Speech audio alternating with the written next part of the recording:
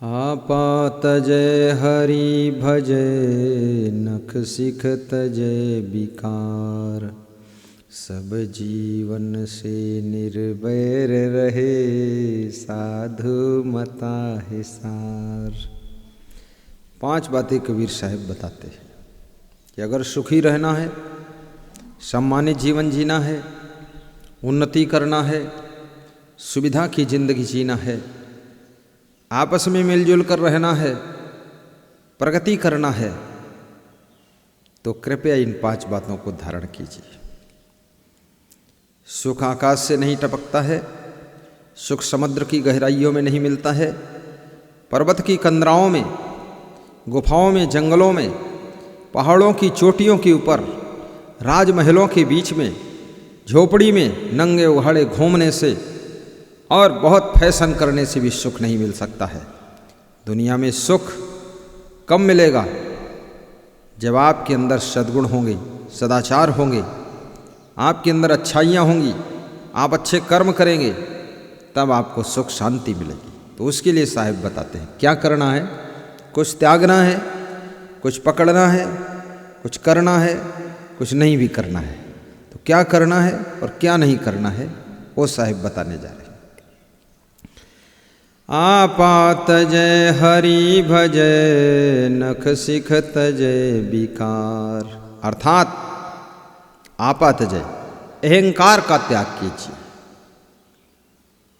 हरि भजय, हरि का भजन करिए। हरि का भजन मतलब है भक्ति करना। नख सिख तजय विकार, तीसरी चीज है नख से लेकर शिखा तक, अर्थात संपूर्ण बुराइयों का त्याग कीजिए, मनोविकारों का त्याग कीजिए। विकार माने बुराई होता है। विकार माने काम, क्रोध, लोभ, मोह, ईर्ष्या, द्वेष, अहंकार, ये सब विकार। विकार का अर्थ सीधी भाषा में मैल, मैल का अर्थ दुर्गुण, दुर्गुण का अर्थ बुराई। बुराइयों का त्याग करो। नख से लेकर शिखा तक, अर्थात आपके शरीर में, आपकी जिंदगी में किसी प्रकार की कोई बुराई नहीं रहना चाहिए, दुर्गुण नहीं रहना चाहिए, तब आपको सुख मिलेगा। सब जीवन से निर्वैर रहे और सभी से निर्वैर रहो, अर्थात सबसे प्रेम से रहो, समता से रहो, गांठ बनाकर मत रहो, द्वेष करके मत रहो, नफरत से मत जियो, तब सुख शांति मिलेगी। साधु मता है सार। मता माने होता विचार, और संतों को जो मानते हैं लोग, अच्छे संतों के जो विचार हैं, उनका जो ज्ञान है, वही जीवन में सार है। उसको स्वीकार करना चाहिए, उसी से बेड़ा पार होगा। साधु मता है सार। ये 5 चीज़ें हैं, बस इनको संभालना है। क्या करना? पहला आपा तजय, अर्थात अहंकार को छोड़ दीजिए। धनवान बनो लेकिन धन का अभिमान न करो। विद्वान बनो, विद्वता का अभिमान मत करो। गुणवान बनो, गुणों का अभिमान मत करो। वक्ता बनो, वक्ता होने का अभिमान मत करो। कार में चलो पर कार का अहंकार मत करो। विमान में उड़ो और अभिमान में मत चलो। कहने का अर्थ है,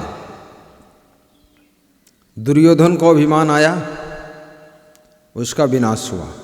कंस को अभिमान आया, उसका विनाश हुआ। रावण को अभिमान आया, उसका विनाश हुआ।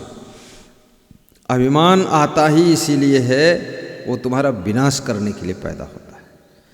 अब 2 बातें हैं, या तो तुम अभिमान का विनाश कर दो ज्ञान के द्वारा, और यदि अभिमान का विनाश तुम नहीं कर सके तो फिर अभिमान तुम्हारा विनाश कर देगा, तुमको खत्म कर देगा।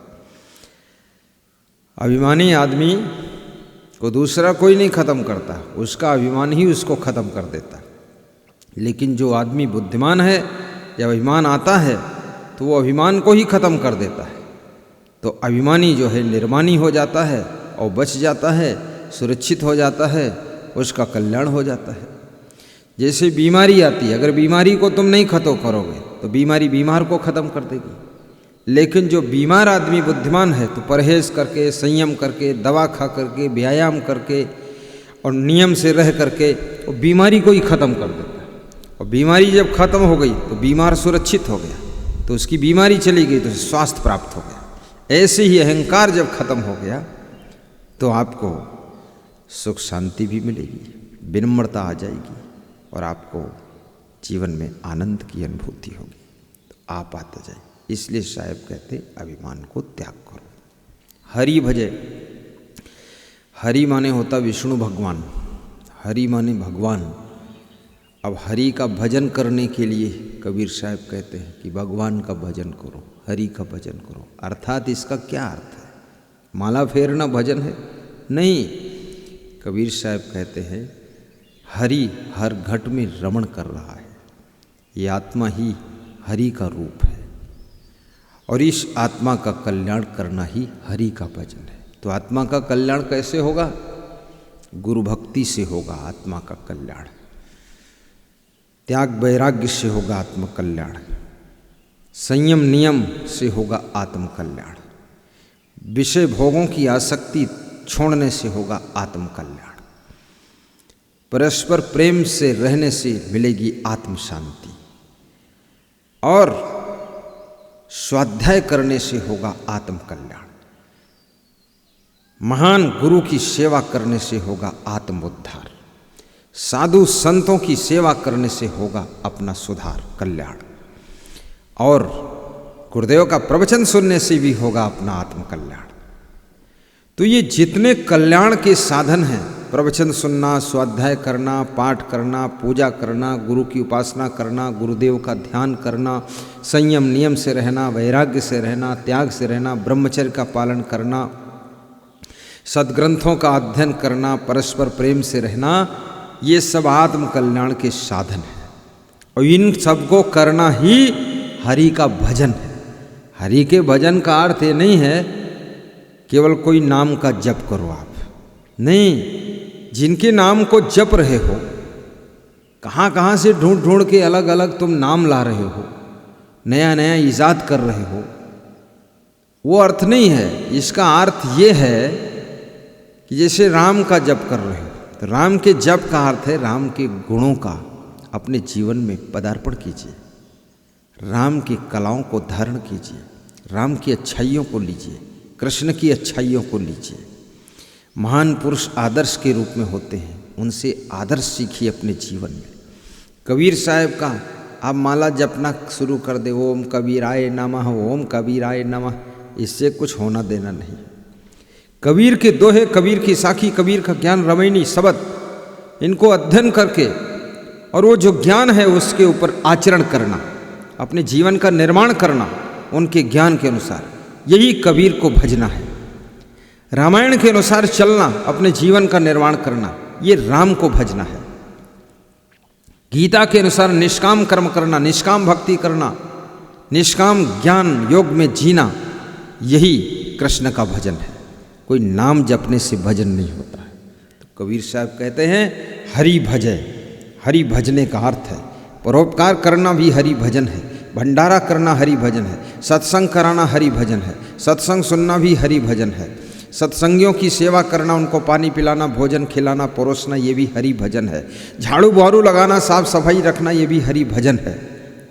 जब शिवरी के आश्रम पर राम जी गए, शिवरी ने साफ सफाई किया, ये प्रसंग आया है। शिवरी गलियां बुहारे और फल तोड़ कर लाई, तो मेहमान का, आतिथ्य का स्वागत सत्कार करना, साफ सफाई करना, ये भी भगवान का भजन ही है, उनकी भक्ति ही है। और गम खाना हरि का भजन है, सहनशीलता रखना हरि का भजन है, परस्पर प्रेम से रहना हरि का भजन है, त्याग वैराग्य से रहना भी हरि का भजन है, सद्गुणों को धारण करना हरि का भजन है, सही काम करना हरि का भजन, आलस्य को भगाना भी हरि का भजन है, आलस्य भगाना, अपनी गलतियों को दूर करना हरि भजन है। अगर देर तक सोने की तुम में आदत है, टाइम पर उठ जाना, ये हरि का भजन है। और सब उठ गए और तुम सो रहे हो कुंभकर्ण की तरह, ये हरि का भजन नहीं। और जब उठे तो एक थैली माला डाले बैठे हैं, राम राम राम राम, कबीर कबीर कबीर कबीर, महावीर महावीर महावीर। तुम्हारा ये माला फेरना झूठा ढोंग है, आडंबर है।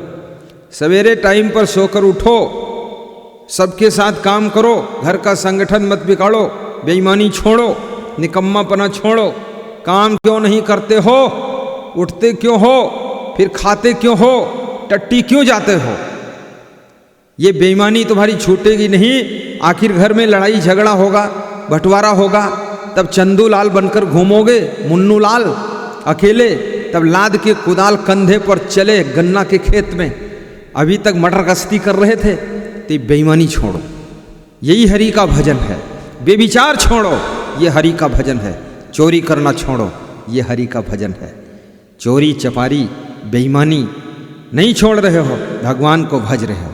मंदिर में जा कर के हाथ जोड़कर गिड़गिड़ा रहे हो, गुरु के पास में बैठ कर के सत्संग सुन रहे हो। सत्संग सुनने का अर्थ है साबुन और पानी से स्नान करने का अर्थ है मैल का धुल जाना चाहिए। सत्संग सुनने का अर्थ है तुम्हारे द्रोणों का साफ हो जाना चाहिए, बुराइयां हट जानी चाहिए। अगर बुराइयां नहीं हटती हैं, इसका मतलब आप पानी के पास बैठे हैं, साबुन के पास बैठे हैं, हाथ में लिए, पर उसको ठीक से लगाया नहीं आपने। सत्संग में गए, ठीक से सुनते नहीं, समझते नहीं, अनुपालन करते नहीं, फिर कहाँ तुम्हारा कल्याण होने वाला है। तो हरि के भजन का ये अर्थ होता है।